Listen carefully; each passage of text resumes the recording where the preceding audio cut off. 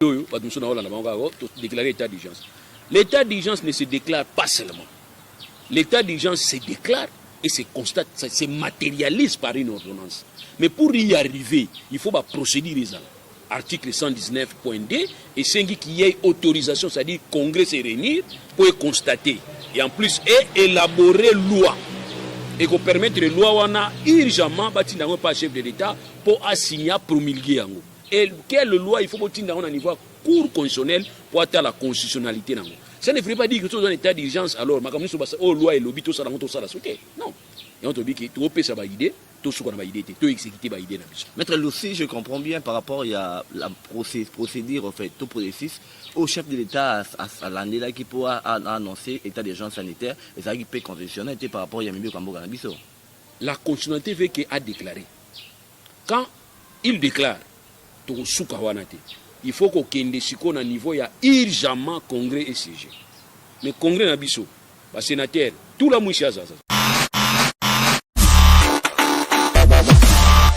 Confinement est raté, mais le peuple va s'auto-confiner. Ok.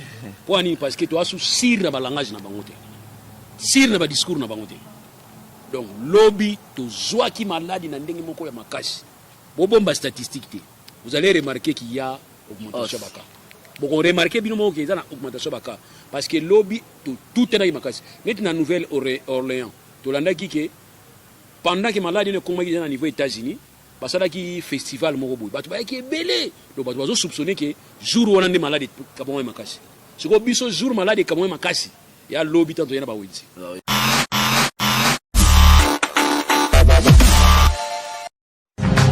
Radio Bissognon Congo, RDC, une chaîne au cœur du monde. Merci à tous les abonnés de VNC Live, mais pourquoi pas de votre radio, la radio Bissognon Congo RDC, à suivre en ligne sur www.rcongonews.com. Toujours au grand rendez-vous d'actualité. On est aujourd'hui avec Maître Lodi Moutou. Avec lui, on va vraiment brosser la grande actualité depuis la ville de Kinshasa. Vous le savez bien, confinement total à Kinshasa, comme promis par le gouvernorat de la ville de Kinshasa. Un confinement raté. Aujourd'hui, il faut parler de la crise sanitaire, comme le président de la République l'a confirmé. Moi, avec Maître Loulou, on va vraiment parler de ce confinement-là total, comment gérer la crise sanitaire à Kinshasa, mais en République démocratique du Congo également. Maître Loulou, toujours vraiment, n'a pas coq à jambes belé, coq belé, vraiment tout sur la actualité, confinement total raté. Comment expliquer dysfonctionnement ou cette photo de crise entre gouvernement central et gouvernement provincial, dans le ministère de la Santé en matière de crise sanitaire ou de maladie à coronavirus? Merci beaucoup. D'abord, on a précisé que tout est par hasard, que place na somba ramai yo kaninga wana ya umeminga. C'est nos collègues nous sommes quand on pour une qui marabango, yo na pécio avantage. Donc, ça par hasard. Les hasards et circonstances, vous comprenez quand même. Alors, d'abord, on a un dysfonctionnement, nous avons remarqué parce qu'il y a une crise sanitaire. Mais ce dysfonctionnement, il y a entre les entités, la province, le gouvernement central, tout le monde a déjà bien avant. Dysfonctionnement, il y a déjà bien avant. On a une nomination, il y a un bourgmestre. Dans le qui normalement, il y a parce que les autres ont un régime provisoire. Il y a ordonnance 089 ou 82 si je m'abuse, portant principes fondamentaux où il y a administration, libre administration. Pour comprendre qu'il y a un principe qui provisoirement disposition où il y a ordonnance et s'appliquer dans le où il y a élection salamakité à niveau d'entité décentralisée, où il y a disposition où ça appliquer à disposition où il y a dans cadre de la nomination, affectation. Il y a le ministre et intérieur qui a fait sa proposition par le chef de l'État pour la nomination. Il y a le bourgmestre et l'administrateur du territoire. Voilà tout le monde a dysfonctionnement à partir du moment où l'exécutif provincial à Kinshasa a qui nomination et puis a mise en place, n'est-ce pas, à niveau territorial, à niveau à Kinshasa. Nous avons dit qu'il y avait déjà dysfonctionnement, mais comme tout soit n'a évité. Tobo Maragaka, Tobo Mbaki, Tofanda Ginabiso. Aujourd'hui, vous sentez dysfonctionnement, monsieur, s'établit à partir du moment où nous avons une crise sanitaire. Dans cette crise sanitaire, le gouvernement central a eu des mesures. Dans les mesures au gouvernement central, la province va s'adapter à les mesures. Donc, les provinces vont au-delà na oyo bino boki kosala. On parle déjà de mise en quarantaine à ville à Kinshasa. Nous avons eu décision na autorité provinciale. Nous avons eu décision de gouvernement central. Maintenant, l'autorité provinciale a une obligation d'accompagner le gouvernement central de manière à ce que la mise en quarantaine soit effective. Et puis, quelque part, agir dans la compétence pour permettre à ce que suivi l'accompagnement. Mais il va se permettre de déclarer confinement. On a par intermittence, c'est-à-dire 3 jours, 4 jours pour faire un andako, 2 jours pour faire une maladie. Après, vous avez une maladie, 3 jours, 4 jours, vous avez une maladie, après, donc voilà, autobengi dysfonctionnement. Donc voilà, dysfonctionnement. Or, même les pouvoirs centraux, Azali n'a droit à ça sans qu'elle se réfère à un corps scientifique. Parce que sous-bassement, n'a un désir. Mais malheureusement, vous allez remarquer que le pouvoir central se réfère à un comité national de riposte. Tout celle qui a Ebola. Tu as changer la riposte il y a Covid-19.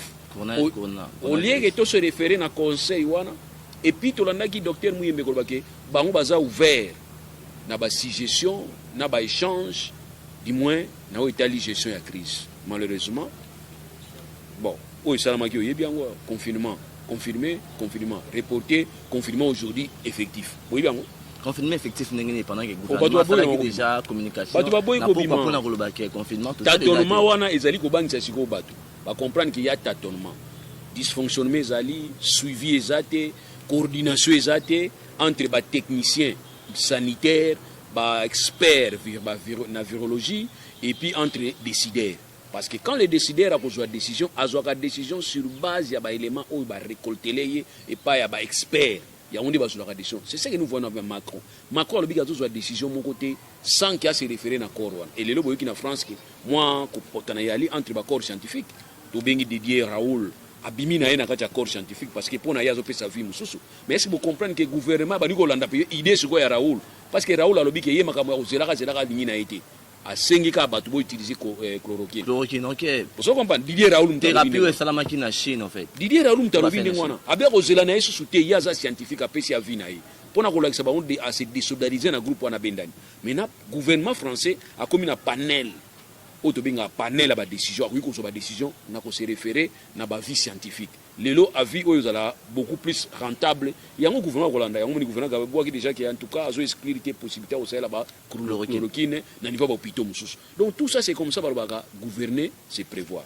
Voilà. Oui, maître, est-ce que les opposants d'avis que les France azolinga ou soit disant s'il faut parler de l'Europe, azolinga fait la produit à chloroquine parce qu'il faut signaler que ceux qui les Chine va réussir pour éradiquer la maladie de par rapport à coronavirus par rapport à ma qui sur la chloroquine. Est-ce que les scientifiques français balingité européen ça scientifiques chinois moi hégémonie wana sur le plan scientifique balfa di bango suivi par comme suivi c'était par rapport à thérapie moko ya maladie mondiale. Non totika égocentrisme totika lolendo totika so moni ennemi na yo oyoka na te mapesi ki abi 1 + = 2 ndima na mathématique 1 + = 2 mais bino dans tendance que ennemi na yo lobi ki 1 + = 2 obi oh non frère Patrice c'est égal à 1 obani ko kota biso na domaine ya Nzambe donc tona kata domaine scientifique tant science est prouvé que ezaboui bosala est-ce que vous voyez ki ba kisi ki za poison ba kisi nyonso ba poison. OK. Donc, si les autres ont 10 comprimés à kinine, posant la maladie au milieu de papa, ouele, ok. Donc, il faut attendre la posologie. Il y a un moni, bakisi, nous sommes les doses et comme poison pour nous autres. Mais si on respecte la dose et que l'organisme est supporté, et puis ici, il y a un autre qui est botal à nebo ça pour un mélange. Chloroquine, tu dois mélanger au calme. Vous avez ça à chacha. Maintenant, beaucoup de démangeaisons, qui sont contre démangeaisons, beaucoup de nakati, vous allez associer. On a qu'une barre chez dans moi mail lobo. Association. Et qui me semble match chacha. Association. Ezali association, bo qui sont au tchebo organisme ko boya. Bo organisme na ya za légir qui na boya. C'est comme ça. Donc to senga batu ba ko banda ko isala ba étude. Mais biso wa pa na biso recherche scientifique. Ezate. Recherche scientifique. Kao, ezate.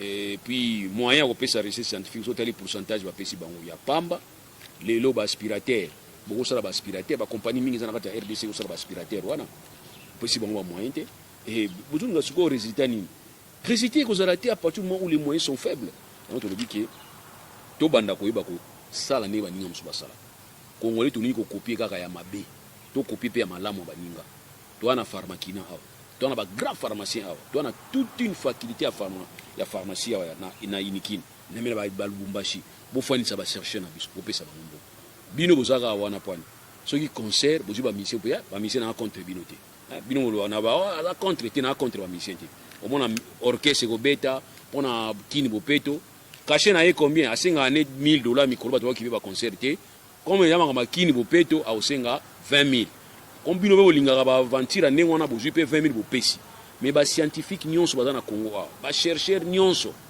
incapable de réunir bango lelo yo to yebi ke charlatan baza trop côté ya ba traitement traditionnel mais il y a quand même des bons boy ba ko répertorier bango kala to bela ba kintuntu to ba traitement te na ba mboka avant que mundela ya na 1400 maladie ya la kité maladie ya la kité siko ba koko na biso kala baza bikisa ngo ndingi banani ba bengo banani ba pigme bana ba Équateur o benga bango kuna ba pigme bana besoin ba kinini te pour se faire soigner or bango baza beaucoup plus exposé na bangungi ba yebi nini basalaka ba iso so ke pigme pour aller à éléphant ye moko akokate pour éléphant ko beba akeko cha stériliser partie moko musuni ya éléphant abani ko kata musuni ya éléphant sans que éléphant yo ka passe wana pe ba benga oni anesthésie non omoni ki ya zio na chimie te azio na kati ya ba laboratoire te azio na zamba donc nzambe tanga pesa ki mutu jardin apesa ka bilo akulia te mais apesa ki pe na kisi ya omoni ba aliment musu ezaka kisi na nzoto ya mutu pe bikisa mutu non zobela nini ona mbela lia mingi ma baba yoni lia mingi mbila po sokola kamisu lia mingi carotte mindele ba bisu yango mais utaki wapi euti na chimie te babi ba mela pe mingi Congo bolo po esi sa ko wana na ngina ko tangu mingi te mais Congo lo bolo peso yo mo maleliza po ba mélange mususu po to landaki histoire wana ba mama pesa ki wana tala po bebisa ba culture na biso te maintenant mundela ko profiter bomoni Congo bolo ebomi non po bebisa ba to ba mélange bilo muso ezaka bien te na nzoto amu même bilo akolia ki soko lie oyo kolia oyo te pa iso mangadia ya so yaki ko melangadia na tonique te nene na ko kaka na migate pona kufa pe na mte nene na ko kaka mais toyoki eza expérience batu basali mais tu oya mama oyo so ya selemba wa tungula ki bana yi Congo bololo citron ngadia dia so ki ninyo mélange ale utungula ngo bana bakufi donc c'est que to tika na histoire ke biloko wani za poison na nzoto na kutungula mais ko bisa mutu te soko melia ngona boyimta kufa Congo bololo to bari omela ngandaka Congo bololo kala maintenant ba media on mikolo na kin ba aventure te on o ebi quand même pour être quand même plus fort mikolo matembele tole mais c'est ce que je vous dis toujours que nzoto na biso ezaka besoin ya mwa bololo ya omoni nzamba sala ki pancréas nzamba sala ki pour nini un moment soki nzoto ekomi ko pesa sucre belé pancréas dégagé moi substance na eti équilibre na nzoto donc nzoto nous en a besoin sucre ils en a besoin kubololo ils en a besoin énergie ils en a besoin makambo belé nzoto na weza kana métabolisme moko ya équilibre ça na maka o nzamba prévoya même malade ba grippe mon frère biso bela ba grippe belé bino bozoka mo ba grippe o ba grippe mais biso bela ba grippe belé na ba Afrika wa ba grippe au sentir que surtout période ilanga grippe beta ba tu belé mais vous appelez na mwasi na yo alala kawa yo mbalo alala kawa mwasi na beli grippe yo beno grippe te zala ide Maître Loulou mais les loups justement ils allaient me mettre mais c'est quoi boyo ça va tout que banzoto na biso pe sala ka anticorps boyo ça va tout pourquoi oui ça peut pas tout ça na courage ça va tout que nzoto sala ka anticorps donc nzoto na biso nzamba tia ba dispositif mona kati ke soki ma microbe koti nzoto ba ne ko bunda yango moko et nzoto esimbaka te yango ba nzoto ekendaka siko nzoto esimbaka to sani to récupérer ba nzoto na to yeba substance ni na dégager qui plus pour permettre esimba c'est ça vaccin ezali ba virus atténué o ba tiaka na nzoto ya mutu po nzoto réagir tango a sentir que virus o ekoti mais virus ba ko atténuer yango ezala mingi na capacité à nuire te mais nzoto ekosala sikoyo mwa oya ye ya omoni bato babela ba kituntu kala soko beli kituntu même moi no abela kituntu bana mso babela ate afa na ya bela kana iso yango te po ya bela ngo déjà donc to yebaka déjà période na ke nzoto soke beli varicelle traitement na traitement na ngo tchaso ba bantiti bazo tchaka biso kala ba kasa pondwe comme ça voilà soke leki yo ata bato babeli rougeole ya sika yo ata ofandi wana ba obangilo sute ba koko na biso kala ba yebaki déjà ba tete ya belaki déjà n'est passé parce que par rapport à maladie ya coronavirus Maître Loulou bon mo douter na bon pour na cas ya République démocratique du Congo il y a des politiciens pour soutirer de l'argent face aux organismes internationaux et sanitaires par rapport à soutien puis il y a maladie ya coronavirus yo zo banza boni Maître Loulou parce qu'avec tous ces tergiversements, tous ces tâtonnements, les gens ne croient plus réellement qu'il y a Kinshasa ou Congo, coronavirus. Parce que nous avons mort et belé. On va déclarer maladie ça. ba italien ndi bazana basoluka mbongo ya communauté internationale. Mais c'est les pays au monde va beaucoup plus toucher la maladie à coronavirus. Alors justement tout le monde va cas décès PZBL. Ndeko justement par rapport à kana bango faut pesa biso mayele. C'est ça, on vous demande ça. Ba mesure ba précaution toujours par rapport na yango réalité wana. On ne vous dit pas que Congo a besoin mbongo ya OMS pour tout vivre. Ba ici bino na Italie ba tu ba okufa. Mais c'est l'impression que ça donne par rapport à Congo. Cette impression c'est ça maintenant là où les bas blessent. Cette impression est alimentée par les politiciens au bazaka na ba G. N'est sauvé qui moi. Nous les politiciens congolais ba messana na génie. Aza opposant na liaka na compte gouvernement. Ce que soit lié que shida mo le kika moni kiza shida ne ba ngwa liaka. Et que ya lié que ako ko divaguer ko tcha ba bêtise ndengo na. Parce que mutu aza conscient mutu ezo sala. On comprend que maladie on est outil du banda. Tant maladie outil du banda, maladie on est yé. Tant yé na Kinshasa. Ba bisu yé. Bon, il aujourd'hui déjà biso na bino zani. Oh non, ils sont chinois tia na ils sont français. Ils sont français, ils sont belges. Te mettre c'est bino sikoyo. C'est là non. Pour na bino sikoyo, bo commission on est élément ya thèse. Mais ngana zote la forme, je vois le fond. Qu'est-ce que nous devons faire pour na nini propagation et ça la macacité. C'est ce que moi j'ai réfléchi par rapport à yango. Donc tout va na réfléchir n'est par rapport à yango. Mais ça c'est que bon, alors qu'il fallait à la point, allez, tout va un problème. Non. Aujourd'hui, il y a des ratés, même au niveau de France, bah décrire ils sont ratés. Ratés en France, c'est ministre de santé à l'équipe, alors qu'il y a des casques qui sont belés, vous avez réservé ça. Tant que vous avez des casques qui ont été sautés. Ça, ils ont été raté. Est-ce que vous avez mis ma démission? On continue de gérer d'abord la crise aussi là. Vous voyez en France, il y a l'évaluation. C'est vous qui êtes habitués de ne pas faire des évaluations. Sans jour, vous avez l'évaluation, vous avez mis la présidence, mais il faut évaluer. Il faut un autre principe de redevabilité. Il faut que compte. Donc, il y a une situation qui est une solution. Et l'équipe qui m'est côté, et quand on a période où on a compte, yo géré qui ndengeni yo sulbaki nini yo pona nini bonam ezane ngona lelo yo batumso na hola na bango déclarer état d'urgence. L'état d'urgence ne se déclare pas seulement. L'état d'urgence se déclare et se constate, ça se matérialise par une ordonnance. Mais pour y arriver, il faut procéder les article 119.2 et c'est qu'il y ait autorisation, c'est-à-dire congrès se réunir pour constater et en plus élaborer loi. Et qu'on permette les lois urgemment par chef de l'État pour assigner, promulguer. Et quelle loi il faut que au niveau cour constitutionnel pour atteindre la constitutionnalité. Ça ne veut pas dire que tout dans l'état d'urgence, alors, ma comme nous loi et lobby, tout ça, la sauter. Non. Et on te dit que tout peut ça idée, tout ce qu'on a idée, tout exécuter idée. Maître Loussi, je comprends bien par rapport à la procédure, en fait, tout processus, au chef de l'État, à l'année là qui pourra annoncer état d'urgence sanitaire, et ça qui peut constitutionnel par rapport à Yamibio Kambo Ganabiso. La constitutionnalité veut qu'il a déclaré. Quand il déclare, tout soukawanate, il faut qu'on ait un niveau, il y a urgemment congrès et CG. Mais congrès Nabiso, le sénateur, tout la mouchia, ça. Nous rappelé oui que soit ba mikolo coronavirus ezo mingi ma bité ezo ka ba mikolo ba bébé pa kufi moi na 16 ans moi kufa na France na Italie bébé mo pa kufi na coronavirus da ipoto longola batu ko kanisa ki ka ba koko ba kufa bato ba legisi ba 70 ans bino bokosa ba âge o bima ba vie ba bino ni yuzo ya mo mamsu ko kosa âge te ba musu ba kosa ba âge ba bima ba vie ezo ba vie na likolo so ba sénateur ba tel na musika ba âge na ba parce qu'il y a les sénateurs, mon sénateur, il y a mandature passé. King va peut communiquer. Nous avons une journée rose. Une journée rose. Notre collègue, confrère, a commis papa. Ah, ça veut dire quoi? Tu as commis papa. Ni papa, papa commis papa. Donc, moi, on a une famille. Vous avez papa sous. Voilà, il s'agit de tata, on a commis papa, on a 9 ans, sénateur. Vous comprenez? Donc il y a eu âge ba toza na wata ba sina na za mingi ba âge likolo. Bon ba vie ba timbe na bonja musika ba vie ba benda na bike ba ko siéger souté. Ça c'est pas normal. Ba zo aider mboka te pour bino ba gi ba kufa pona Congo.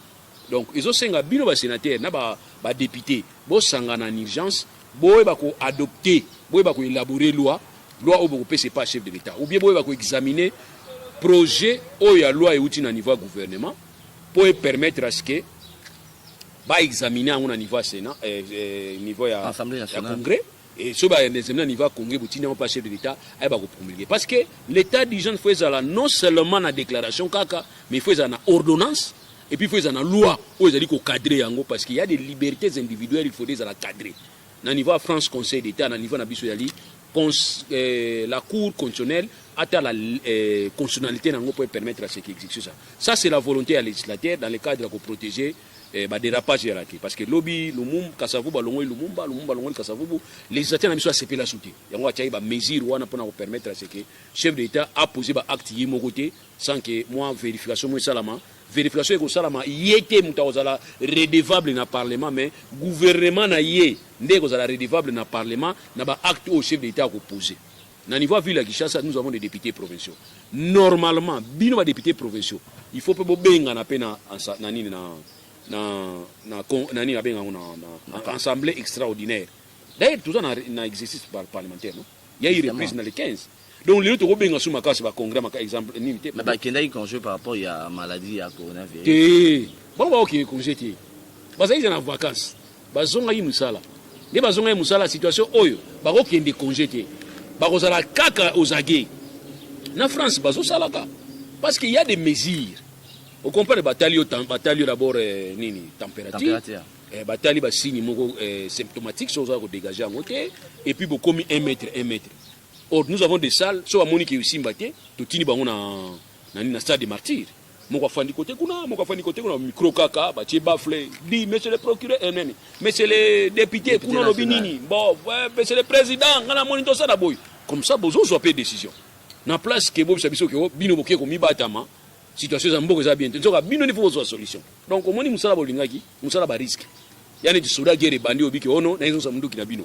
Esi za ndingo na Ozo sa munduki biso munduki po batela mboka. Donc ba député na ba sénateur reprenez le travail. Boke ne ko ba loi et permettre biso bo régulariser situation à déclaration. La simple déclaration à chef de l'État ça ne suffit pas. Cette déclaration elle constate une situation et cette situation doit être matérialisée na ordonnance et ensuite na ba loi oyo bino bokozwa. Bino moko na initiative na bino ou bien soit écoute na initiative à gouvernement ou bino moko examiner pour permettre à ce chef d'État ça nini a promulguer mais à condition yé chef d'État ça nini atinda ngo na cour constitutionnelle parce que c'était des droits ontologa qui ngona. Il y a aussi des contraintes. Le par rapport toujours à l'état des droits au sein qui constamment comme aujourd'hui il y a une crise entre l'autorité militaire et l'autorité politique administrative en fait. Je te dis que les lots cohérence exacte par rapport à l'application sur le terrain donc il y a un conflit lié à l'ambiguïté des rôles et ils surgit beaucoup plus dans le sillage politique à Congo. Non, ça dit les problèmes est anime. Nous avons une posture à adopter face à la situation de Zanango, ce qui est l'état d'urgence. Nous avons aussi une posture à adopter dans la situation de Kokaki Kozanango, ce qui est l'état de siège. Mais dans l'état d'urgence, c'est l'autorité administrative où il faut restreindre la liberté et puis il y a mesures. Lesquelles mesures et cause la paix peut être contraire na droit et cause la contraire na droit dans un état normal. C'est-à-dire, dans une situation normale, on ne peut pas demander à ce que la population soit bimatée. Ça, on ne peut pas. Justement. Mais dans la situation où il y a situation il y a l'état d'urgence, l'autorité administrative peut interdire Batouba Bima. Peut interdire même Bino Presse. Peut utiliser des mots sous la désinformation. Peut interdire Bino. Wana, c'est normal. Dans un état d'urgence. Mais lesquelles mesures il faut toujours surveiller? Il ne faut pas surveiller l'exécutif. Parce que l'exécutif, dans le système démocratique, il faut toujours surveiller ces là. Ou soit surveillance parlementaire, ou soit surveillance à la loi, par entremise, ou soit il y a cour constitutionnelle, ou bien il y a cour conseil d'État. Tandis qu'un état de siège, il y a une situation où il y a Kobebisa, Bundisa, indépendance en Boka, intégrité territoriale, et puis bon fonctionnement de l'institution, et situation où il faut permettre les choses de contrôler. En ce moment-là, on peut décréter état de siège, ou on peut sa police, force armée. Ndingisa, il y a imposer loi. Et aussi, on peut même aller nommer le gouverneur, le soldat. On a un état de siège. Mais qu'est-ce que je remarque en fait? Chef de l'État. Ok. Qu'est-ce que je remarque? Je remarque que dès que tu as un état d'urgence, avant de décréter l'état d'urgence, dérapage policier bandagi déjà. Pourquoi? Nos amis policiers, même la force armée, toi sous un système en 1985 où on croyait que vous êtes des chefs militaires, na policiers, ou chef civil, l'autorité civile. Donc l'autorité administrative, tant que vous avez et que vous résistance, enfin, vous avez recours pas à la police pour rétablir l'ordre. Mais qu'est-ce que moi je constate? Je constate, c'est comme si, une période où la police a une décision, sans qu'elle se réfère à la continuer, il y a civil. La police, mon continuer général Nabino. Général Nabino, mon continuer administrateur du territoire ou bien bourgmestre. Est-ce que vous voyez? La logique administrative. C'est ça, dans un état de droit. Là où l'administration est respectée. Là où les hommes normaux se réunissent dans une république. Je répète que police n'a force armée basali soumise. Police n'a force soumise à l'autorité civile. Vous comprenez? Donc, ministre et la défense, il y a chef d'état-major. Maître, est-ce que vous connaissez le problème? Ce qui est ministre, on a sali problème mort yamabé. Il y a des rapages militaires en qui automatiquement il y a la chef, il y a l'administration. Oh non, mon général, je t'appelle mon général, pourquoi tu n'es pas mon général? Vous êtes général à Molomolo. Moi je suis civil. Et peut-être la ministre de la Défense qui va venir au Canada. Mais ça, c'est l'infraction. Non. Ce qui est une infraction civile, mais bien qu'on est au Canada. Il y a un moni soldat au nom de la loi. Au nom de la loi. Et ce qui est au Canada, au nom de la loi, on a une folie, on a une force aux zones, et bien, au nom de la loi, je te fais arrêter. Donc, pour nous dire tout simplement que les policiers, les soldats, forces armées, ils sont d'abord soumis par l'autorité civile. L'autorité civile, ils doivent s'organiser pour des rapages à la tête. Parce que lorsqu'ils sont sur le terrain, ils ont fait ça sur la population moins kanda. Ils ont un comportement de la police. Ils ont un tout le monde a kangi bismo. Bakangiango, yo tuni bakangiango poani. Na biso ke réseau ezati. Bakangika parce que baza ba chef, ni baza wana baza ba chef, ba patron. Mais roulage ba policier, ka ba police normal ba mo ka ba mituka. Comment expliquer ça maintenant avec Kinshasa? Et là on est tout tigalika ba policier no bakanga bana ba mbwa, bakanga ba soso yeyoka yango. Ba policier normal ba ko taper na service ba roulage pendant qu'on est dans service ça ba propriété. Et là que tiga na mboka na biso bakanga ba soso, bakanga ba mbwa, bakanga ba konki, yango tigali. Parce que musala wana normalement faut tala faut ibisa biso zo justifier on ndenge ni. Justification ezaleni. Lelo to yoka na mboka na Kasai, so na Kasai, mo makele mo elegaki, ba policier bete masasi likolo. Boyoka ki yango non. Ba policier ba so chisi wa bini. Ba kine ko exécuter mandat d'amener oyo parquet apesaki. Parquet wana magistrat wana za civil. Atindi bango bo kanga mutu. Donc conséquence nyonso wana yeko la police. Pourquoi? Parce que bazalaki requis, OK, requise, police ezalaki requise pour à exécuter mandat signé par un magistrat civil. Mais ce qui est police, c'est que la police répond. Mais comme la police a dit qu'il n'a pas exécuté mandat, et c'est la question que bino population, si le mandat est exécuté conformément à Bibeko, vous avez le droit de s'interposer. Vous comprenez? Vous avez la population, vous avez le droit de le devoir. Vous avez le mandat, vous avez signé un parquet, vous avez exécuté. Vous avez exécuté. Ce qui est erreur, vous avez un parquet. Beaucoup na parquet non, il y a erreur sur l'individu, sur la personne, au bokangi yete, c'est fini. Mais où est-ce que nous avons police parce que va exécuter mandat. Mais ba police va donc quand va tout le long, va exécuter l'autorité. Ba kangio comme vieux gentil va 80 000 amende, avec ce 80 000 belé puis on a 5 000. Ou PC 5 000 bo yokani. Siko yo papa gentil, jour ni au mon ambon on a ta question. Jour ni au mon ambon on a question à partir du moment où vous avez mal organisé recouvrement ba amende. Recouvrement amende seulement entre yonanga. Donc yo policier ngai mokangami toujours yo kananga na yo mbongo amande ba verser ngo na trésor public mais yo nanga o verser ngo na poche na yo ke kolia madame chama ya fufu na kangi 5 personnes donc 5 amendes zaliao alors siko bino pour tala place musoni na Irlande ba bima amande zati na Irlande ba bi amande zati bari par infraction de ni olebi bari par infraction de ni et faut réparer on infraction ça comme réparer infraction ça makama ko subir sanction ou bien soit servitude pénale ou bien soit amende lesquelles amendes faut ça orienter dans le trésor public mais ba amende na biso za orienter dans le trésor public te bo mikolo siko to na ngana yo mikolo mpia ke yali mbongo tati okanginga amende kaso bomanga te na bi bomanga ezate na ndako ezate awa place naza ezate mosiko ko sala ngani Bon, qui t'a pris, que n'a pas Kinshasa, va policier, va dans la bonne soupe. Ah, toi qui ici 500, tu as vu ce que 500 n'a pas 500 francs exacts, c'est pour ça là, il y parce qu'il y a des petits pareils, tiens, on a un cachot, je m'en fous. Pour un bon outil. Donc, tu dis que, côté d'Abatou, Bobi Malibandate, soit à Kangibino, pour foutre amende, pour pessiner mon papa policier. Mais il y a des gens qui ont Malibandate, soit Bimilibando aux malades, ils sont malades. Les tissus lelo. Vous voyez confinement, ça. Confinement total. Reporté. Tant que reporté, il y a autant de gens qui sont Batou va se confiner na bango, va faire na bango, parce que va sous confiance na ba parole na binoté. Et puis lobby to éviter comme ça la magi lobby. Batala nana, viens mouiller metana na batu na kuna ba kaya contamination za nini, eza mukete fo mata. Parce que lobby ezalaki oyo yeya. To tout tani poto somba, l'eau c'est $20 et commis $40. To tout tani poto somba, où il les a qui combien commis combien. To tout tani na bato malade, na ba suspect, na bato baza atteint, to zalaki na bango lobby na marché. Si vous avez un nombre de lobby, to lundi ba déclarer situation comme combien. Tout ça pour nini boyeba qui comportement congolais. Mon frère, na Congo bololo mati. Ils ont été comme 200 francs, 300 francs, 500. Les lieux commis 2500 Congo bolo. Ce que Congo bolo et na Chine, et na France. Ils ont importé. Mais c'est pas normal. Et situation bozo banga lelo qui bloque mati. Tant que tu as bino qui bloque mati bo silverate, bo pesa biso tor non. Ngala uti na Congo central na ye. Mon frère so ke na Congo central so mbi tabe. 10 pièces, M sont à 500 francs. Mais établir mon quoi on a qui chasse à 500 francs. Bon, il y a une situation à et ça, c'est vous avez raison de tension sociale suite à hausse des prix. C'est faux. Hausse des prix, ça va toujours. Dans le Congo central, au Rwanda, dans le Congo central, quand il y a 300 francs, il y en a aussi 600 francs.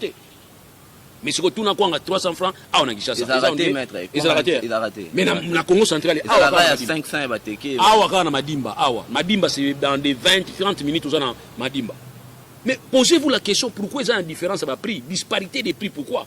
Dans les kilomètres, à 20 km, 30 km, qu'on a pris 300 francs, on a 300 francs. Est-ce que c'est normal? Et un pays, pour les pays, il faut supporter la crise. Beaucoup de gens ont crise au coronavirus, coronavirus.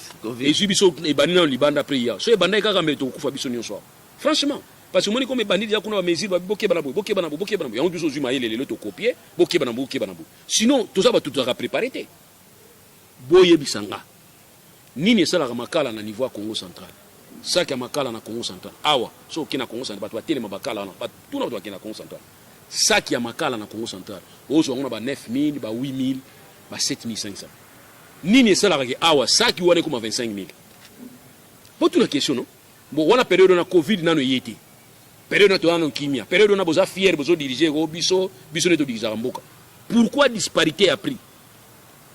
Au retour na sac ya fufu na bandundu moins cher okina ba polo 5 6 7 polo au jus sac ya fufu oye na ngona Kinshasa tout na sac ya fufu na Kinshasa transport yango oye sanga à part transport na tracasserie non bo éviter que sac moko ya fufu et futa ba taxe tala ba mboka na biso taxe environnement taxe ya déboisement la taxe non c'est que dans la poche avec individu directement dans la poche na bango alors l'état bolingi bo na webisa biso ni tala l'état boza ko lala. Il y a un moment où na poto que to malade ko ta makasi na Afrique sinon catastrophe ya libatu ba boudi. C'est vrai. Nous sommes impréparés. Nous avec les autorités baza formés baza l'information parce que pour informer il faut avoir la formation, baza formé t'as la tâtonnement. Dans to lobby merci mingi ne bezo diriger biso mabe mais to frôler le moko na niveau Kinshasa. Ça il faut to le bango. To frôler le moko makasi na niveau Kinshasa. Bato msuba ba ki to raté pillage na ville Kinshasa. To frôler le moko makasi na niveau Kinshasa. Parce que vous faites ça bato ndako. Vous avez disposition té, vous avez mesure d'encadrement té, sache que mutuana a comme teti na ndako babi ventre enfamé na point d'oreille, a ko yoka souté que mesure ça.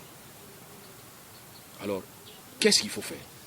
Auto kanga déjà Kinshasa, mise en quarantaine, to bisa batuke, bo fo na ba parler, mais to ça tout possible que babiloko e uta Liban sanini et continuer ko kota. Et à y côté en cascade. L'État peut subventionner le transport à Biloko. Quand on a 1,8 million, ça veut dire que mais on a 1,8 million, ça va comme bébé. 1,8 million, ça va. Donc, il y a un niveau à Congo central. Nous sommes en train de carburer ça.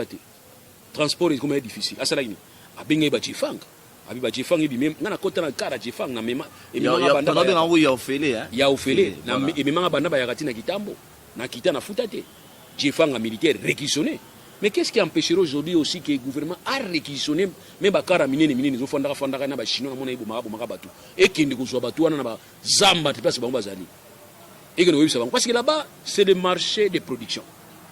Production agricole, bien entendu. Et ils ont pour la bio, ils ont pour la kuna. So, que nous avons niveau du Congo central, on a bio, ils ont pour la. Pourquoi? Parce que Congo central, il y a un marché de production, un marché de consommation. Et le plus grand marché de consommation, c'est Kinshasa.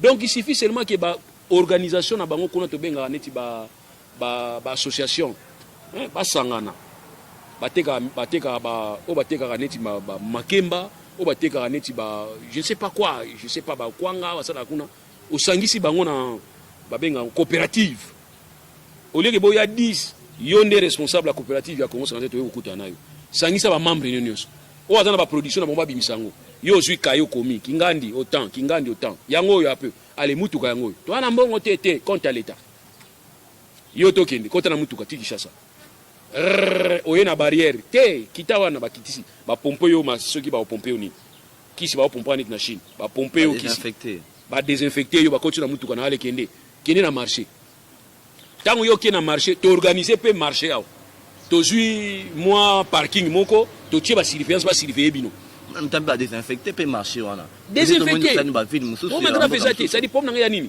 comme ça marché zangelo oté biloko to mona kezo mata moye mata susu ezate ezo matate makala goya babitabe goya makembe goya banane goya bakwang goya bapondu goya biloko na madeso zoya kota kota likolo koto fufu ezoya kote ya ba kisangani banini bambisi zoya bon mona ke marché kozala siko inondé.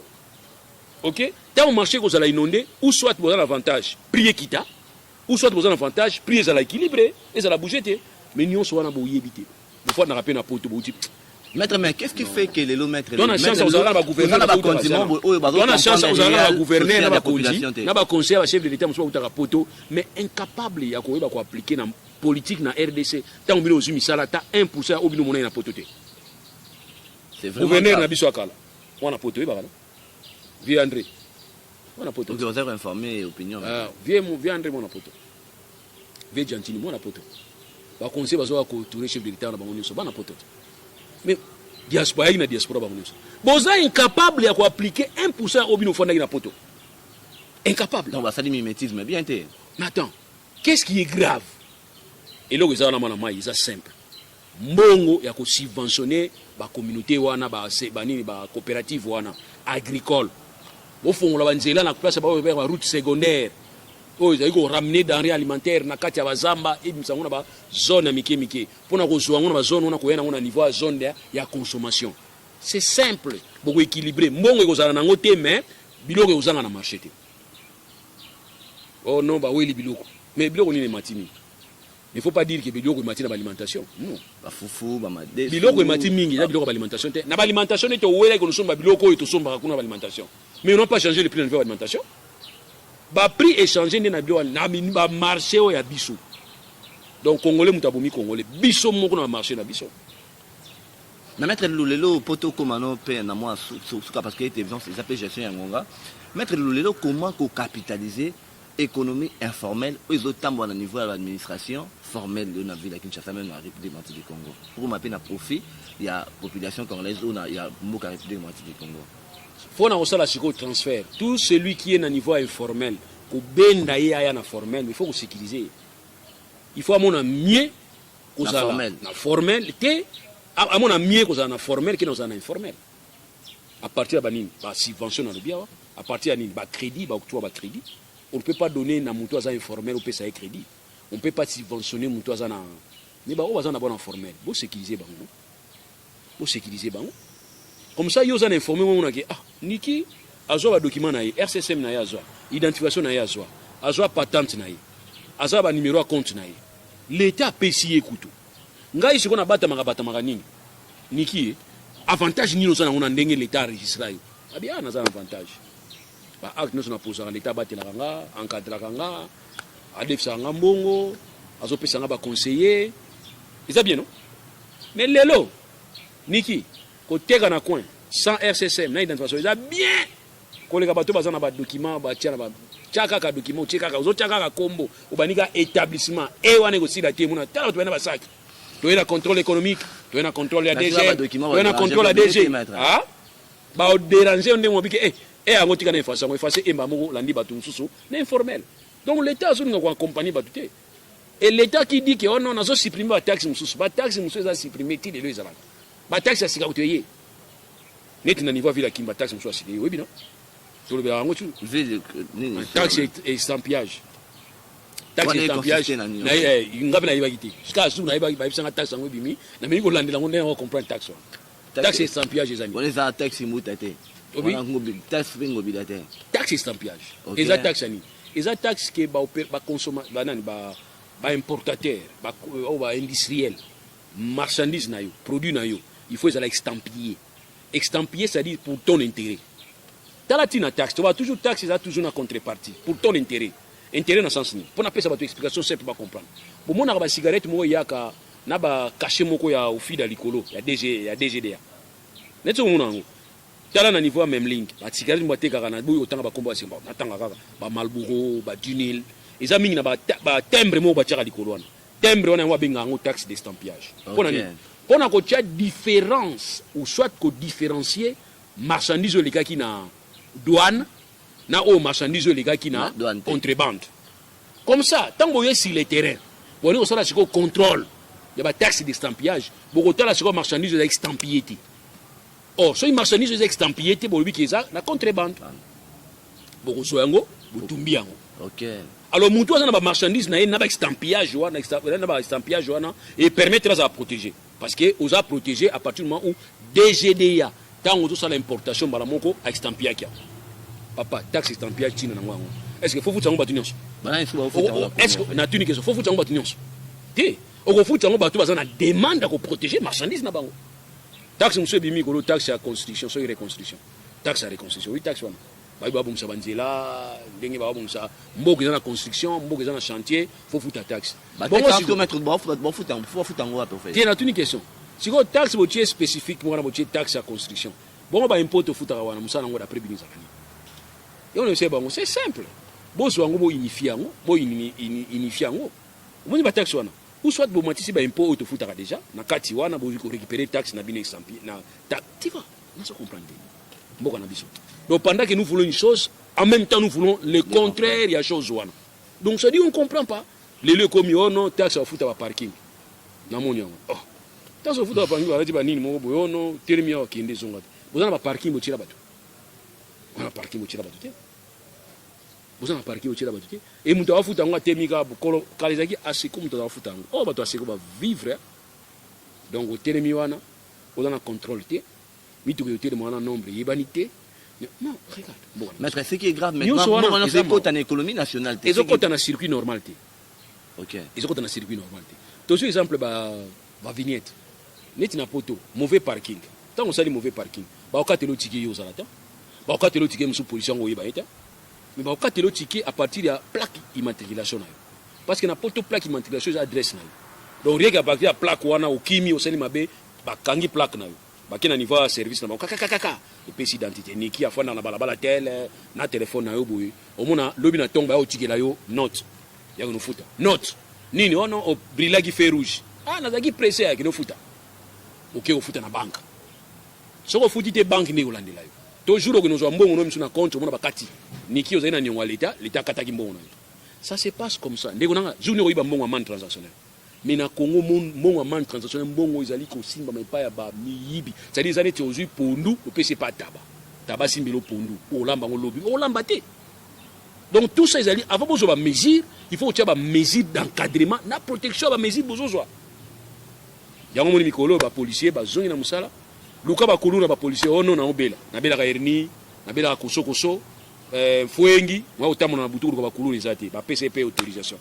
Mais mikolo bango nyonso bazongi musa bazongi terrain mu futa tout ça va futa pas na pas na biso mais biso pe to zo mbongo futa te neti ngaso kainga mando obomanga oso papa bomano nga parce que na zana yango te yango na bisa bango déjà que gouverneur prévoir autobengaka sanction subsidiaire c'est-à-dire il y a remplacement soki mbongo futa ya te boyebisa ngo bosala ni so betanga difuna mona ba obeta fimbwa Blaisa film mo boye mkonzi mona boye na otanga komo mayebi abisi sodane beta film soki yango tondimi mukongo na yango ni ata na film po mbongo opeso ezate mbongo ya opeso ezate po ilesa bana yo mais so ebisi ngeno funda na futa na banque au mona bon chantina ba 80 ou bien 100 comme yo tie mutu makasi ofuta 100 kwani parce que ebisi na futa na banque yango nazali ko kanisa est-ce qu'il y a-t-il pas moyen to tia ba minimum to longa système amende transactionnelle to tia ba amende minimum na maximum que so temi mabeawa au futa 2000 francs na ketia kosa l'état. OK, comme ça comme chaque jour. So comme na récidivisme, c'est-à-dire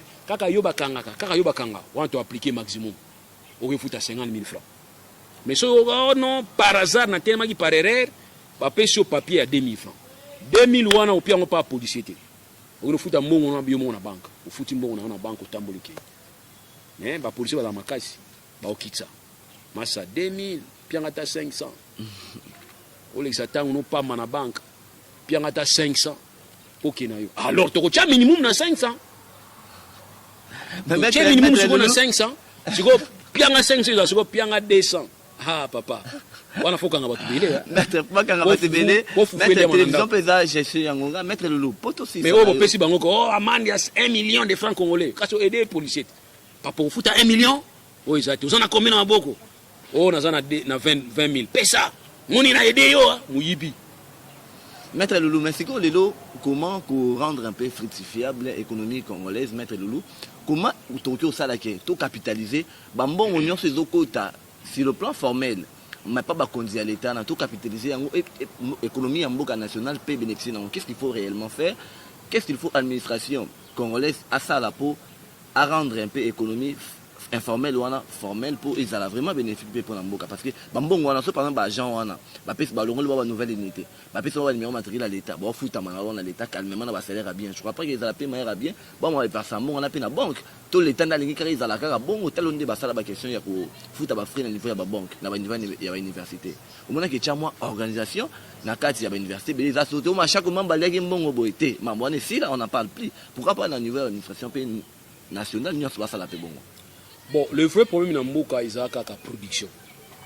Si vous produisez et dans la production, vous produisez et vous avez la facilité à exporter la production. Et vous avez un matériel à entrer à la devise et la Banque centrale peut avoir la facilité à subventionner tout le monde ou continuer à produire. Et nous gardons ces cercles. Il y a production, consommation, production, consommation. Mais malheureusement, la production il n'y a pas la production. Et en plus, la banque ne fonctionne pas. Mon frère n'a pas exemple. Je suis allé à Brazzaville et changé. Je suis allé à Brazzaville et $700 dans la poche. Mais je suis allé à pour la Inzala, je pas changer. Période où mais une période ouest africain, on a coin, Congolais, on a traversé mon thème. Quand les qui peut changer, il faut qu'il y ait soit la banque ou bien qu'il y ait une place où ils allaient reconnaître qu'il va changer. Dans la beach, comme ça. Donc, on a $700 dans la poche. On n'a pas de moto. On a pas de francs. En Afrique du Sud, on a terrible.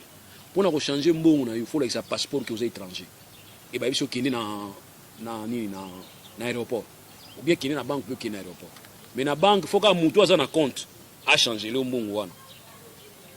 Je comprends les difficultés. Ok. Donc, telle enseigne que, au cause d'un bon belé dans ma côté, il faut les gars dans le circuit bancaire. Tu es bancarisé en fait. Tout, alors. Même des services minimums, mais à bancarisé. Nous sommes.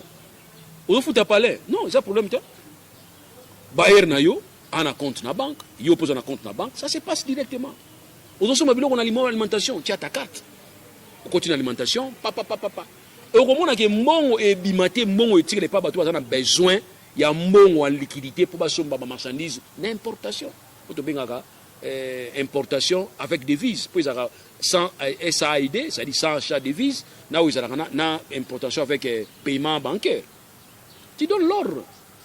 Ce qui n'est fournisseur non à Libanda, on a compte dans la banque, c'est ainsi. Au lieu de tout possible, on a besoin de bon pour que nous soyons marchandises dans le côté de Libanda. Et au justifiant on a licence, il y a importation de biens. Mais à au moment, na palais, nous avons $100,000. Ba maman va kaka, elle a $1,000. So ça ici ba maman nous soit $1 million. Ba $1,000 na bandako. banque ya na mbongo te ozo comprendre pas problème ali mais or ozo so malipa ko bimisa $100 te ko bimisi carte na oke osombi ba peso lipa et eleki non tu ne lo nyongona yo na besoin na peso $100 te et puis ils ont réduit biso to ya ko yibama tu es comme bancarisé. Mais maître Lolo Poto aussi, ça la toute dernière question on va ramasser. DG Arao Bank, bah côté serré en prison par rapport il y a bah il y a 15 millions de dollars, bah attendez ça la maquiner la banque, na yim tadagi par Aïba va transférer dans son ça la mais beaucoup de gens continuent à accuser toujours Vital Kamerhe déjà et puis après wana bah limoja qui DG Arao Bank na musala na ya qui DG Arao Bank déjà comment ça réagir. Ah oui, pas bon, qu'est-ce qu'ils ont parce que la Amérique c'est 15 millions de dollars. Oh, 15 millions on a tout Lukakana ils ont gagné. Baba so 35 millions mo besoin ki boy balar mo boy fallait les kakoto il les koto pessimistique ba tinya ko côté mususu a déclamer bon azo quitter mais bon on se retire là sur une banque ngani na yokaki et on a déjà 15 millions et puis on a ba dossier pour mon les belé parce que non c'est il y a des problèmes on a 15 millions pour il y a 35 millions mo boy et bimaki mais bah ça là il misala te banda ko ba construction so banda ko ba justement on appelle le deuxième dossier donc c'est ça des dossiers pour 15 millions ça 15 millions te na demotaka batukala ki 15 millions te 15 millions ça 15% 100 millions bima pour na ko sala auto bengaka matela pour na ko supporter prix il y a 1 litre na pompe essence et les ka $1 te ya onde gouvernement subventionné qui 100 000 et pas ba pétrolier. Alors na pétrolier to basala ba travail wana ba pétrolier ba ministère nyonso amboka na biso finance économie banque centrale ba na droit 15% ya montant au gouvernement ko subventionner montant au gouvernement subventionner ils a dit $100 000 et 100 millions de dollars. Alors na 100 millions de dollars wana za poni po yonanga to sombe essence ko leka mbongo ya $1 OK zona nanga place na pesa ba explication simple. Alors ce que tout on a pompe essence ya combien eleki $1. Donc c'est que le gouvernement ça là il musala mpunda comme 100 millions wana parce que 100 millions l'objectif est ça qui pour bloquer aussi 1 litre na $1. Mais ce que na pompe essence siko 1 litre ça $1 c'est ça plus $1. Bon siko tina 100 millions bimaki pona nini. Donc pona ngana réclamaka 15 millions tena recommandé 100 millions de bayiba biso. OK. Au moins parce que la vérité il y a 100 millions de bunga. Alors maintenant par rapport à makambo ya 35 millions wana. Na 35 millions wana likambo za wana zani mbongo bimaki na banque centrale pour basala misala ba ndaku o ba préfabriqué moto bakangaki liboso alobi ke te ngabo pesa nga mbongo nyonso te opia nga ndambo banque centrale te na bimisa mbongo tu mbongo kinda balande ya moto kinda mo mukina wele tanga kina wele a justifier mbongo na ba pesa ki or na mbongo ba pesa ga muki bo mukiango pesa na ki bo mukiango etikala na banque baki yango moni baki nozo mona mai ya banque batuna e montant wana ezawadi montant nozo epaité za 35 millions entre 37 millions et 35 millions. Il y a des petits qui sont en l'air, ils ont des lingana. Ils ont des places qui étaient. Si vous avez attention ici, là, comme ça, comme il y a sa place, place en place, il y a un compte. Et on va compter, il y a une place qui est là. Quand on va serrer mon amaï, il y a Raobank, va serrer mon cœur. Il y a un problème. 35 millions d'habitants zali. Mais il y a un problème. Mon frère, si c'est banquier 35 millions, poison c'est la yango. Mbongo simsi kutu yomoko simbisi peut avoir intérêt. Parce que mbongo ya zwa ki yo yebité. A bombi yango pana yi. Après tant que tu es pression aux zones c'est là, aux zones 35 millions. Banque, ne pour ba crédit. Ne peut ça ba intérêt. Va pese belé. Ah. Mbongo nde a garantie ya ndako nde futa ba et buta ba intérêt. Mais mbongo banque simbeni nganga na yebité. Est-ce que tant ngana yebité na ko yeba. Faut la récupérer intérêt ni. Mais 35 millions à faire dans la banque, et ngini c'est pas tout mon sous. Maître, pourquoi dans tout ça on accuse Kamerhe? Ça dit, 35 millions, il faut aller dans la banque. Et c'est les gars, tu as 2 mois dans la banque, 35 millions. Oui, bah, intérêt ni négo ça va tout mon sous. Pas de mon sous, faut aller faire bon. Aller faire bon, oh non, taux d'intérêt, kingandi, taux d'intérêt. Quand c'est bon, on est fan. Maître, pourquoi dans tout ça maintenant tu continues toujours à accuser Vital Kamerhe qu'il y a une personne qui est bon dans la banque? Bon, c'est mon mot qu'il fallait à Yembaki. Au lieu de l'unité, depuis Bakanga ou Baninyo, so est-ce que biloko no liaka te bungi babaka ko bakanga yo nje mafali depo na iba dongo ah atamisili bungi mais l'air na pe misilité bon c'est ça c'est dit que le bani mettre le bat faut tout mafali otuna fali ya musika te merci beaucoup mais je signale que tozo sala ils a live tozo les en direct mboti na batu nyonso bala na biso en direct na epte rolo bana boni diaspora et bala connecté on va souffrir na coronavirus bazaka na ba parler donc bango bazaka na bala mboti na batu nyonso na comment on a problème nini opesi mbote batu ndambo batu mso opesi te tango akutana na nzela bani ko gangela yo on dirait mbote ne pesa batu ko tonisa batu mbote na bino nyonso donc ya bino nyonso mbote yango wana na ngopesa mutu mbote te mbote na kingandi so yoka na ngingandi na pesi mbote to kangina ngakanda donc mbote na bino tu mbote coronavirus eza et to ba ko se protéger to ba neto ko ba ko batela na ntanda mais ngala so ba kali ka moko africain to bela ba coronavirus kala kosokoso ba kituntu ba fwengi ba maladi nyonso ba zo préférer biso mela lemba mela ma ya bulukutu mela yango to ngomeka ba telemeli biso mikolo bulukutu teka mikongo bololo bulukutu sinda na lemba lema titi mo zakia munene boyi ba zo fina kango boyi ma ya vert wa na parola so beli so maladi tutu ba sala ngo rapide donc maladi musu ba kono so za bisa ono so vimi ba me oni ganglio mo bimi wa so kinini ba benga ngo okena liboka obosa mama ils simba rave. Bon, en fait, je sais pas quoi. On a la prévention, on a été maître. Moi, je suis content de te mettre. Pero non, moi, je suis pas continue côté musu. Tango yeso abede pa ya mutu wana ke ne ozo potopoto tshena miso. So yeso za ile banwa kizeni. Dans la solution de tina mutazo potopoto à salité. Et puis si le mec a potopoto à salité to za na kina. Po balinga ba kitsa geyazi, so nani geyazi fo ezala. Le bango kitsa geyazi wana. Ba bikota na potopoto wana. Bonana histoire ngote histoire geyazi na tu nabi ande ninga na tiki ba na siri na tiki ba mai ba nini bele bo batinda na sur na mai ya salité o ozo do batindeti awa tindoge non uti wapo na uti na Suisse na zo traitement pa na bo kina mai ya kalamu mu boaka 5 fois mai ya kalamu weza na ba nie 5 fois donc omoni ya ona bike moi to lo ba mingi zate mais ba maladie wana toyeko yeba ngo lelo ke utaka traitement nango ezaka ba kinini ba ampicilline ba nini mais ba koko na biso avant pénétration ya Diego Kau il y a 1400 qui gagnent, on a 1482, si je m'abuse, bah qui c'est ça qui est outaki pototé. Vous comprenez? Bah qui c'est ça qui liboso et outaki pototé. Bah quand on soit bien bah ça. Et puis période quand il y a bah fausse couche à la guité, période quand il y a bah césarienne à la guité, bah mère na biso père na biso bah koko na bango ba botaye bah césarienne à la guité, bah nino à la guité, na mboka ya kala so bébé akufi problème. Il faut bah y ba tina nini bébé akufi. Mais maître, est-ce que les lots ont partagé PAV que les lots coronavirus, ils ont parmi les signes qui est déjà dans la fin du monde, bientôt là, enlèvement. On a vu que Batmalinga mingi vie, maître, doit partager tes jours. On a réfléchir sur les yango, maître. Tant que peste bimaki, Batouarba y gagne. Peste même 5 ans qui gagne. Tant que peste, c'est là qui ravage. Batouarba y gagne. Batouarba y gagne. Tant que peste, Batouarba y gagne. À 81, Batouarba y gagne. OP. Tala nzamba soza mposa bo mamukili abini wa bomela mukili akoyebisa biso te ke ono signe yango yango oyo mbo abi biloko ebele o nzamba lakisa ba biloko ebele o nzamba lakisa ike ya ba signe ya tsuka biloko ngo banda ikala place ngana ba batu ya Jésus revient bientôt on attend na bébé mais on a comme moi gaillard bo bientôt tozo la bientôt donc ça dit tana yona ta nzamba za kokana te un jour et pas na yo pas na babiza 1000 1000 pas na yo babike et pas na un jour donc vous comprenez que nzamba za makamuna o sala yona lingi batu za détourner te on so biza sanction. En tout cas, nous avons sanctionné. Tant qu'on a dit à moi la vengeance, ayebi nani oya kopesa sa vengeance. Donc tant qu'on bino zo bala na bibane mbede zo bala na kuna, bubashi na bashi bo bala na kuna, mubala ozo zwa nyama ondire mwasi. En tout cas, nzambe tala place mabezo uta. Nzamba bomai Sodome na Gomorrhe alongola ki ba juste. Babike les justes vivront par la foi. Donc so meminga kota ya nzambe na pesi réponse wana. Kota science pe na pesi déjà.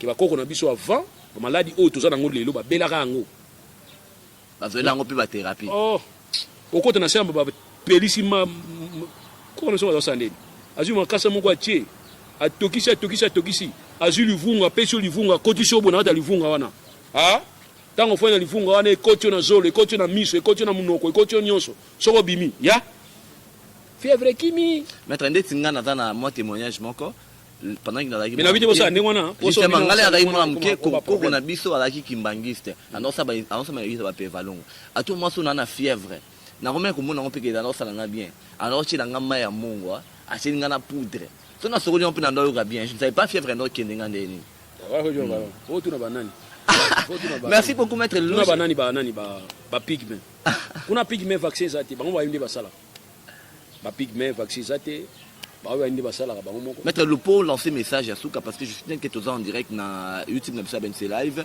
ou lancer message mon particulièrement na Gentini Ngobila na Félix Antoine Tshisekedi en tant que président de la République na ministre de la santé toujours en rapport avec la crise sanitaire il y a maladie à coronavirus pour aussi ça na yo fona banda likolo parce que à tout seigneur tout honneur OK justement il y a pas de souci on n'est pas chef de l'état quoi puis que vraiment na yo kilo makasi parce que aussi mandat na période à passer à déranger on n'est pas failli loi à déranger yo no samba makele belé maladie payé d'abord yo kuti Ebola ba iso soko bonisi so ya maladie ya covid nyon so ba to kanzaneti yo mutu bandi yango yo mutu te et uti nango libanda yo zuka ka moi ber na mandat na yo alors yango no moni monde entier a dépassé États-Unis moko to kanisa ike diba biso na bomona que États-Unis na bombe moko boye soka pandia au monde entier kufi to bité monde ngo ikufa wapi au monde asika ou monde akalaka to zanango a comme peut dépasser ngana so comprendre que chef d'état mais qu'est-ce que moi je demande à chef d'état continuer na lire aux zanango ko baki non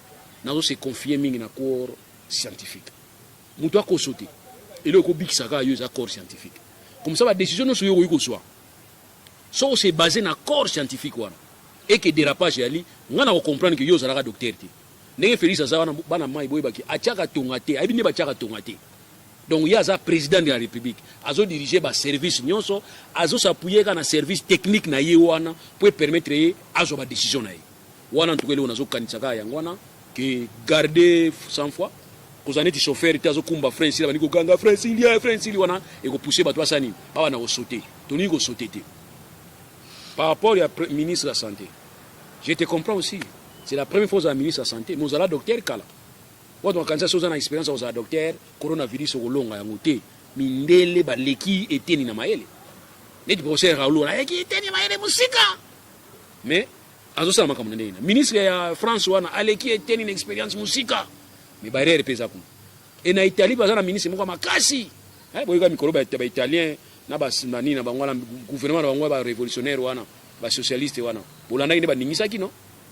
Mais les autres bakaba nango alors kozala mingi ya ko bebe mutema te eza kozala Congo kozala congolais yango wana kozala ministre na Congo yango wana biso ba congolais to na ba exigence na biso ezala musu démesuré todo senga ministre de la santé azo a solution à coronavirus c'est comme si yende na monde entier to mona makamizoli kana monde te wana ntuka nazo encourager ka yo mais diminuer ba déclaration mais naza positif ko yoka yo tango baki na Twitter na yo que mutu abiki déjà ça ils ont déjà avancé tozo mutu na tozo to commissionner ti kobay to yeba biki ndeni puisque nzamba pesa biso pe facilité yako bimisa bakisi biso moko na nzoto nano zoka teke pota pe cheki site kauki pona mona mai yakim Gentini Ngobila maître na mono lingota ba komona bango te maître pona c'était ça ni kati pona fana ne ka kimia te ninga fana kimia le bandu mai depuis ba elirio tu t'es calmé on fana nous calme donc moi j'aurais préféré que calme no fana tilelo moi ba musona mutu bazaneni soka tuti mutu moko akufi obaliko kima tango baliko kima oliko tuta watu mususu le mona Gentini Ngobila o salaire moko fana yo fanda yo ko pesa ordre bato za confiné est-ce que compétence on les a yo compétence confinement total est-ce que yo ma compétence on les a yo et puis soni na yo ka itamba biki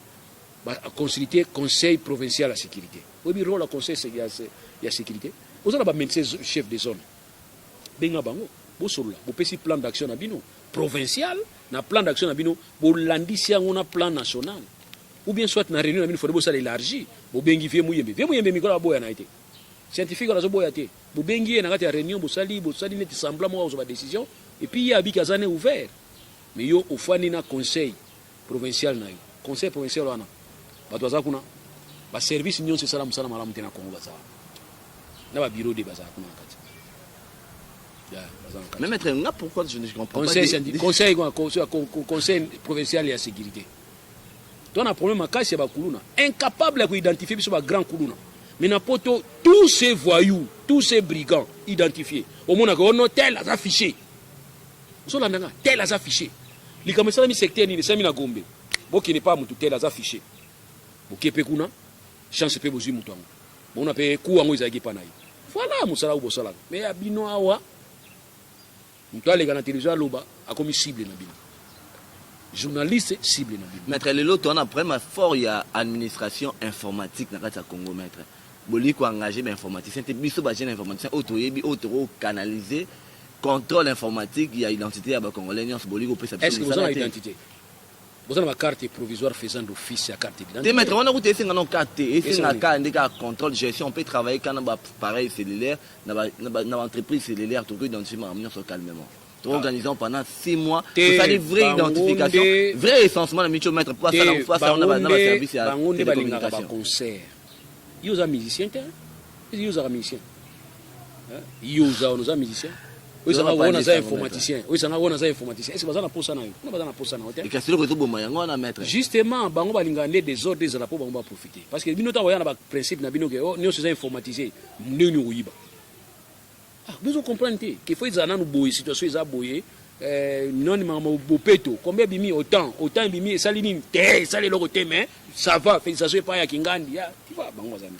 Donc quand ça que biso to na ba autorité au baza prête pour organiser makambo te baza prête te parce que situation ndenge za boye confuse bango abiki il se retrouve quand ça am tout non na tetala eza mbala suko quand ça ke il faut ba informaticien ba mettre na plateau mettre au pesa orientation na journaliste eza mbala suka nazo isa yo quand ça ke ba informaticien to na besoin na bino pour bo informatiser circuit ya mbongo ebimaka te on n'a pas besoin de vous ba on a besoin de tika la flou ndengona comme ça so ya coach loboko abimisi grrr. Et c'est ça vraiment qui rend fragile l'administration congolaise à tous les niveaux. Mais l'administration congolaise aussi n'est pas considérée. À partir du moment où ce sont les ministres qui sont les patrons. Tel est le cabinet du ministre. Secrétaire général Azam Moutopamba. Je le dis ici, qu'il vient de me contredire. Secrétaire général Azam Moutoyo, directeur du cabinet chef, il y a ministre qui a gagné la haine tout le monde. Mais c'est la logique à Congo, il y a un directeur du cabinet chef. Conseiller, il y a ministre, dans le cabinet ministre, il y a une injonction pas secrétaire général. Mais or, dans une administration sérieuse, état sérieux, non état voyou, le ministre c'est une autorité politique. L'autorité administrative c'est le secrétaire général. Donc première personnalité dans le ministère c'est le ministre, deuxième personnalité c'est le secrétaire général. Et le secrétaire général c'est un service, c'est le patron. Donc quand un ministre a oui, chers collègues, ou bien monsieur le secrétaire général, orientation technique et anime. Au salabo, ministre a dit ok. Aïtidi on a battu ok, ça va, c'est bon, allez. Ok. Il y a un moment niveau Belgique, pas na belle baebi, pas na Belgique tout na bango. Qu'on a gouvernement limité, mais administration est au salam sala. On n'a pas besoin d'un ministre là. Mais moi, on a besoin d'un gouvernement qui n'y se télémi. On a tout na boyono, tu es la ministre Sika. Ministre c'est pas au salam. Les individus passent, l'administration reste. Il faut valoriser l'administration. Les secrétaires généraux sont de deuxième personnalité au niveau administration, au niveau ministère. Donc après le ministre vient directement. Soit le ministre est au niveau vice-ministre, c'est bien. Après le ministre et son vice-ministre peut-être à la logique, directement c'est le secrétaire général. Merci beaucoup, Maître Lelo. Je crois que Batouba Biso va comprendre que Lelo dans Congo, tout en posé une institution forte et non leadership fort. Je crois que Maître Lelo partagé pas avec Biso. Des hommes forts, indispensables, et tout en posant la ville. Congo tant et bandagi en 1985 aux Alagité. Congo tant et aussi la Kokufa Yope aux Alate, ngala aux Alate. Donc on constate que ce Congo Koufi Yo n'est pas aux Alate. Topé c'est l'administration. L'administration ce n'est pas le secrétaire général seulement. C'est l'ensemble des services qui ont constitué le secrétariat général. Il y a une force dans un pays. Mais au abisso ils ont wanate, au abisso on a comme ministre, na bengi petit nanga za pêcheur na monde, yaka yom to zala conseiller nanga chargé ya finance. Na bengi beau-frère nanga mo bosoka zo telinga na wapi azo meladi amba côté nini yaka yo conseiller juridique. Au bengi parler rio kana Tunisie yaka kokota na administration. Yo zala directeur cabinet. Merci beaucoup, Maître Lelo. On a vu que Lelo tenir compte de Bino Bossa va commenter par rapport à live à Lelo. Mais prochainement, dans ma case, il y a grâce à Nzongani, on peut avoir cette possibilité de réagir à la question de ça en ligne. Comme ça, Bisso peut mettre Lelo à tout temps et décrypter. Maître Lelo, comme déjà sur la commission de Bisso. Il y a live, ça, Lelo, on a 26 live. Vrai confinement total dans la ville de Kinshasa. Tout aussi, sinon, on a souka ou l'obésani pour Lelo. Non, confinement, c'est raté. Mais le peuple va s'auto-confiner. Ok. Parce que tu as sous le langage na bangote. Sir na discours na bangote. Donc lobby to zoa ki maladi na ndenge moko ya makasi. Bobomba statistique te. vous allez remarquer qu'il y a augmentation de cas. Bon, on remarque bien qu'il y a une augmentation de cas. Parce que lobby, tout est dans la Nouvelle-Orléans. Tout le monde qui pendant que les maladies ne sont pas au niveau des États-Unis, parce que le festival qui est belé. Donc, on va soupçonner que jour où on a des maladies, c'est que jour malade comme il y a lobby tant de yana bawinzi. OK, merci beaucoup maître Lelo, je crois que tu kutani balasima pour ne pas aborder ba thématique. So ipe na ubima po ndena bimi boza par hasard. Tu veux tout ressort bima tu vas tu n'as pas les mains, tu vas tout ça dans la main na micro tu n'as pas les comme ça tout sur la live parce que babo na biso basenga biso à tout moment. Maître Lelo to yo kaipé ici à mam tout monde ça la live je crois que aux ana question réponse na bango prochainement sur tout ça d'émission. Pas de souci. Merci beaucoup Maître Lelo, merci beaucoup à Grâce Djongan et merci à toute l'équipe de BNC Live, mais pourquoi pas à Maman Frida Moujula, Masolo et Mboka, Balobaka, on ne sait jamais. Merci beaucoup Grâce Djongan et Serge Moura, à toute l'équipe technique de BNC Media. Merci beaucoup.